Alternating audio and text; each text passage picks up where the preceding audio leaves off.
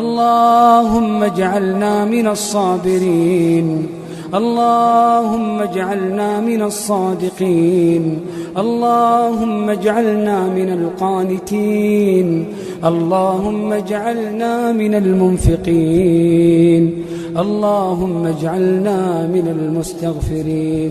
اغفر لنا ذنوبنا كلها، اغفر لنا ذنوبنا كلها، دقها وجلها، أولها وآخرها، سرها وعلانيتها. اغفر لنا ما قدمنا وما أخرنا، وما أسررنا وما أعلنا، وما أنت أعلم به منا. أنت المقدم وأنت المؤخر، لا إله إلا أنت.